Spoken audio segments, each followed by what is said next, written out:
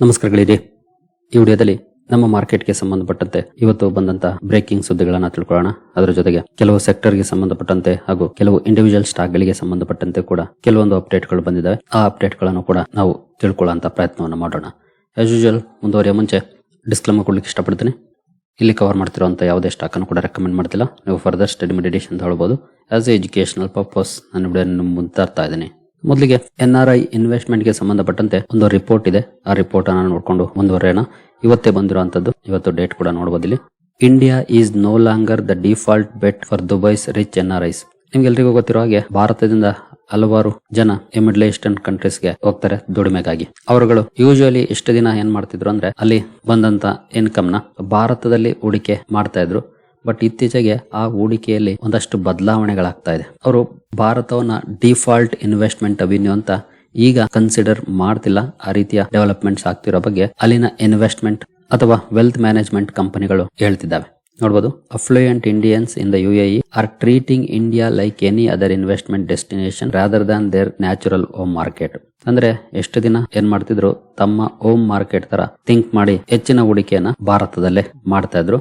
But ಈಗ ಆ thinking patterns ಅಲ್ಲಿ ಬದಲಾವಣೆ ಆಗ್ತಾ ಇದೆ. ಇದನ್ನ ನಾನು ಹೇಳ್ತಿರೋದಲ್ಲ, ವೆಲ್ತ್ ಮ್ಯಾನೇಜರ್ಸ್ ಹೇಳ್ತಾ ಇರುವಂತದ್ದು, ದುಬೈನಲ್ಲಿ ಇರುವಂತಹ ವೆಲ್ತ್ ಮ್ಯಾನೇಜ್ಮೆಂಟ್ ಕಂಪನಿಗಳ ವೆಲ್ತ್ ಮ್ಯಾನೇಜರ್ಸ್. ಹಾಗಾದ್ರೆ ಯಾಕೆ ಇಲ್ಲಿ ಈ ರೀತಿಯ ಬದಲಾವಣೆಗಳಾಗ್ತಾ ಇದೆ? ಭಾರತದ ಮಾರ್ಕೆಟ್ ಲಾಸ್ಟ್ 2 ವರ್ಷದಿಂದ ಅಂತ ಒಳ್ಳೆ ಪರ್ಫಾರ್ಮೆನ್ಸ್ ಮಾಡಿಲ್ಲ. ಅದು ಕಾರಣ ಅಂತ ನೋಡೋದಾದ್ರೆ ಅದು ಸ್ವಲ್ಪ ಮಟ್ಟಿಗೆ ಕಾಂಟ್ರಿಬ್ಯೂಷನ್ ಮಾಡ್ತಾ ಇದೆ ಅಂತಾನೆ ಹೇಳ್ಬೋದು. ಬಟ್ ಅದಕ್ಕಿಂತ ಹೆಚ್ಚಿನದಾಗಿ UAE ನಲ್ಲಿ ವೀಸಾ ವಿಚಾರದಲ್ಲಿ ಒಂದಷ್ಟು ಬದಲಾವಣೆಗಳನ್ನ ಮಾಡಿದೆ ಅಲ್ಲಿನ ಆಡಳಿತ.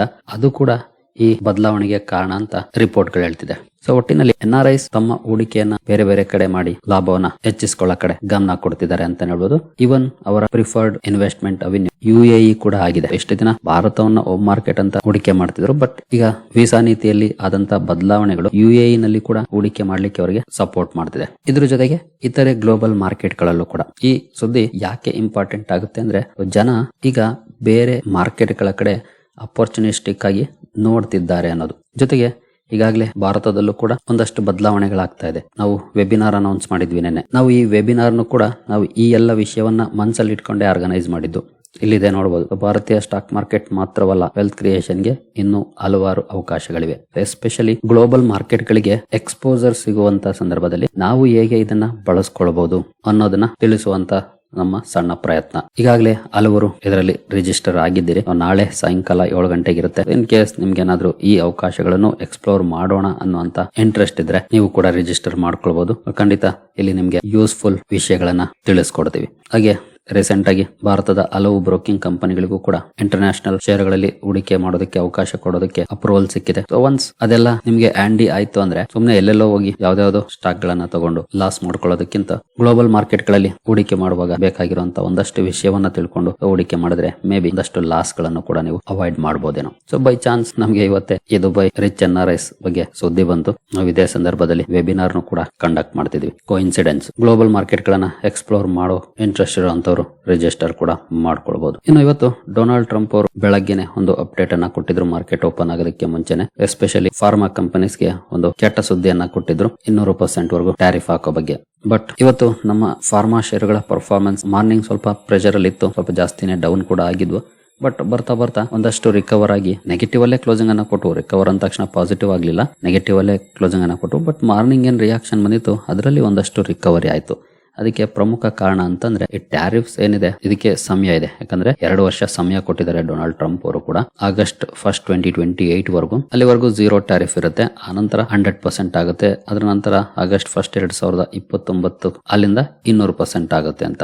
ಬಟ್ ಸ್ಟಿಲ್ ನಮ್ಮ ಫಾರ್ಮಾ ಶೇರುಗಳಲ್ಲಿ ತುಂಬಾ ದೊಡ್ಡ ರಿಯಾಕ್ಷನ್ ಬರಲಿಲ್ಲ. ಅದಕ್ಕೆ ಪ್ರಮುಖ ಕಾರಣ ಅಂತಂದ್ರೆ ಈ ಇಂಪ್ಯಾಕ್ಟ್ ಲಿಮಿಟೆಡ್ ಆಗಿರುತ್ತೆ ಅನ್ನೋದು. ಎಸ್ಪೆಷಲಿ ಎಕ್ಸ್ಪರ್ಟ್ಸ್ ಏನ್ ಹೇಳ್ತಿದ್ದಾರೆ ಈ ವಿಚಾರದಲ್ಲಿ ಅಂತ ನೋಡೋದಾದ್ರೆ, Tushar Manudhani, senior vice president and institutional research analyst, health care sector ಅಲ್ಲಿ ರಿಸರ್ಚ್ ಮಾಡುವಂತವರು ಮೋತಿಲಾಲ್ ಓಸ್ವಾಲ್ ಫೈನಾನ್ಷಿಯಲ್ ಸರ್ವಿಸಸ್ ಇಂದ. ಭಾರತದ ಹಲವು ಫಾರ್ಮಾಸ್ಯೂಟಿಕಲ್ ಕಂಪನೀಸ್ ಈಗಾಗಲೇ ಅಮೆರಿಕದಲ್ಲಿ ಸಬ್ಸಿಡಿಯರೀಸ್ ಹೊಂದಿದ್ದಾವೆ. ಅಂದ್ರೆ ಅಲ್ಲೇ ಮ್ಯಾನುಫ್ಯಾಕ್ಚರಿಂಗ್ ಅನ್ನು ಕೂಡ ಮಾಡ್ತಾ ಇದ್ದಾರೆ. ಜೊತೆಗೆ ಈ ಟ್ಯಾರಿಫ್ಸ್ ಏನಿದೆ ಅಲ್ಲಿ ಮ್ಯಾನುಫ್ಯಾಕ್ಚರಿಂಗ್ ಮಾಡುವಂತ ಕಂಪನಿಗಳಿಗೆ ಅಪ್ಲೈ ಆಗೋದಿಲ್ಲ.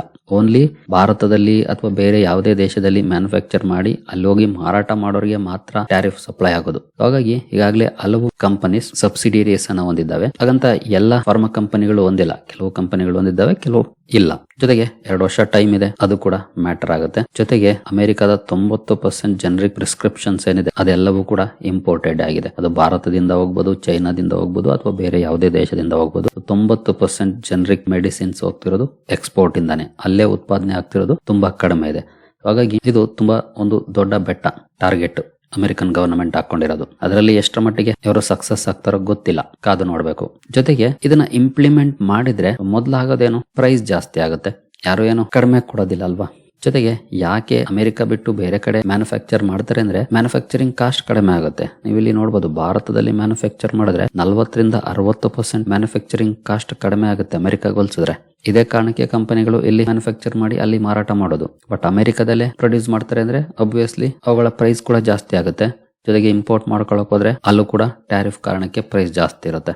ಸೊ ಕಾಸ್ಟ್ ಅಡ್ವಾಂಟೇಜ್ ಏನಿದೆ ಅದು ಇಮಿಡಿಯೇಟ್ಲಿ ಇಂಪ್ಯಾಕ್ಟ್ ಮಾಡುವಂತದ್ದಲ್ಲ.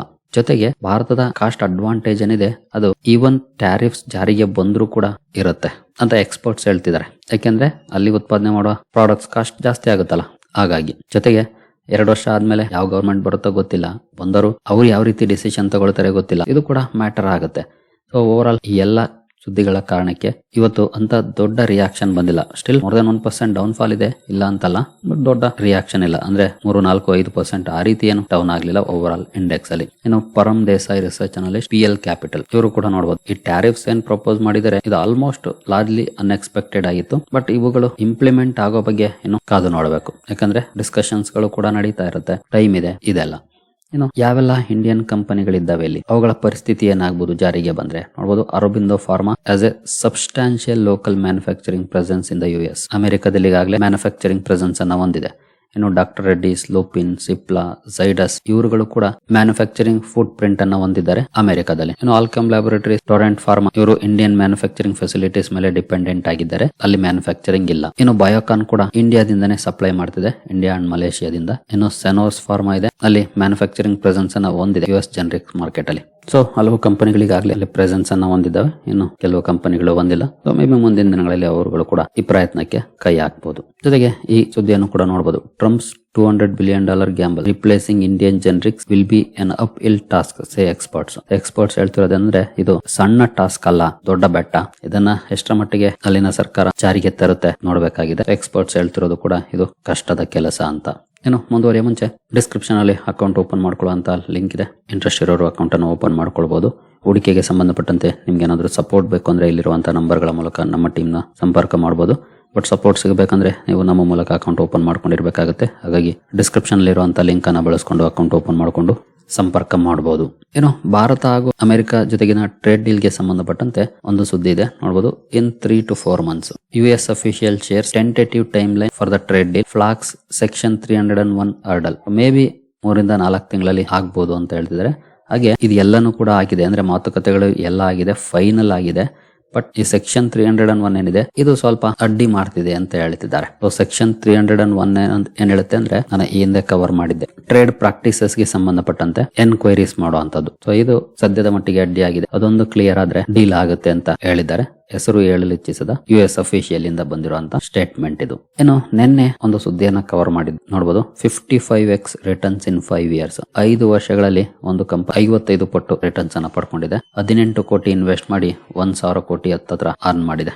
ಸ್ಕೈ ರೂಟ್ ಬಗ್ಗೆ ನಿನ್ನೆ ಕವರ್ ಮಾಡಿದ್ದೆ, ನಿನ್ನೆ ವಿಡಿಯೋ ನೋಡಿದ್ರೆ ನಿಮ್ಗೆ ಇದ್ರ ಬಗ್ಗೆ ಈಗಾಗಲೇ ಗೊತ್ತಿರುತ್ತೆ. ಸ್ಕೈ ರೂಟ್ ಏರೋಸ್ಪೇಸ್ ಸೋಲಾರ್ ಇಂಡಸ್ಟ್ರೀಸ್ ಇಲ್ಲಿದೆ ನೋಡಬಹುದು.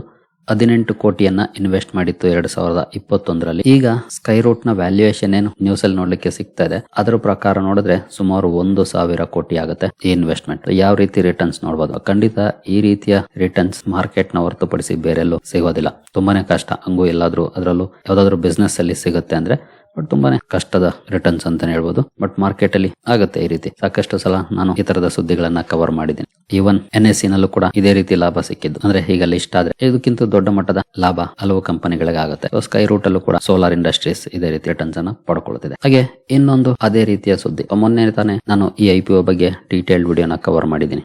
ಇಂಡೋ MIM ಬಗ್ಗೆ. ಇಂಡೋ MIM IPO ಬಗ್ಗೆ ನೀವು ಇಲ್ಲಿ ನೋಡಬಹುದು. IIT ಮದ್ರಾಸ್ ನ ಅಲುಮಿನಿ ಈ ಕಂಪನಿಯ ಶೇರ್ ಅನ್ನ ಗಿಫ್ಟ್ ಮಾಡಿದ್ದಾರೆ IIT ಮದ್ರಾಸ್ಗೆ. ಅದೀಗ 112 ಕೋಟಿ ಆಗಿದೆ. IPO ಪ್ರೊಸೀಡ್ಸ್ ಮೂಲಕ IIT ಮದ್ರಾಸ್ ಸ್ಟೇಕ್ ಅನ್ನ ಸೇಲ್ ಮಾಡ್ತಿದೆ. ಆ ಮೂಲಕ 112 ಕೋಟಿಯನ್ನ ಅರ್ನ್ ಮಾಡ್ತಿದೆ. ಈ ಇಂಡೋ MIM ಪ್ರಮೋಟರ್ ಏನಿದ್ದಾರೆ ಕೃಷ್ಣ ಚಿವುಕುಲ. ಇವರು ಐಐಟಿ ಮದ್ರಾಸ್ನ ಅಲಮ್ನಿ, ಅಂದ್ರೆ ಏರೋಸ್ಪೇಸ್ ಇಂಜಿನಿಯರಿಂಗ್ ಅಲ್ಲಿ ಐಐಟಿ ಮದ್ರಾಸ್ ಇಂದ ಟೆಕ್ ಅನ್ನ ಪಡ್ಕೊಂಡಿರುವಂತವರು. ಇವರು ಐಐಟಿ ಮದ್ರಾಸ್ಗೆ 2024 ಫೆಬ್ರವರಿಯಲ್ಲಿ ಒಂದಷ್ಟು ಸ್ಟೇಕ್ ಅನ್ನ ಕೊಟ್ಟಿದ್ದಾರೆ, ಡೊನೇಟ್ ಮಾಡಿದ್ದಾರೆ. ಅದರ ವ್ಯಾಲ್ಯೂ ಈಗ 112 ಕೋಟಿ as per IPO proceeds. IIT Madras ಕೂಡ ಒಳ್ಳೆ ಲಾಭವನ್ನ ಗಳಿಸ್ಕೊಳ್ತಾ ಇದೆ ಈ ಅಲುಮ್ನಿ ಕೊಟ್ಟಂತ ಡೊನೇಷನ್ ಇಂದ. ಸರಿಗಳಿರಿ, ಈ ಎಲ್ಲ ಅಪ್ಡೇಟ್ಸ್ ನಿಮ್ಗೆ ಇಷ್ಟ ಆಗಿದೆ ಅನ್ಕೊಳ್ತೀನಿ. ಹಾಗೆ ವೆಬಿನಾರ್ ರಿಜಿಸ್ಟ್ರೇಷನ್ ಲಿಂಕ್ ಅನ್ನ ಡಿಸ್ಕ್ರಿಪ್ಷನ್ ಅಲ್ಲಿ ಹಾಗೂ ಕಮೆಂಟ್ ಸೆಕ್ಷನ್ ಅಲ್ಲಿ ಪಿನ್ ಮಾಡಿರ್ತೀನಿ. ತಿಳ್ಕೊಳ್ಳೋದಕ್ಕೆ ಆಸಕ್ತಿ ಇರುವಂತವರು ರಿಜಿಸ್ಟರ್ ಮಾಡ್ಕೊಳ್ಬಹುದು. ನಾಳೆ ಸಾಯಂಕಾಲ 7 ಗಂಟೆಗೆ ಇರುತ್ತೆ ಈ ವೆಬಿನಾರ್. ಸರಿಗಳಿರಿ, ಮುಂದಿನ ವಿಡಿಯೋದಲ್ಲಿ ಸಿಗೋಣ. ಅಲ್ಲಿವರೆಗೂ ಜೈ ಹಿಂದ್, ಜೈ ಕರ್ನಾಟಕ.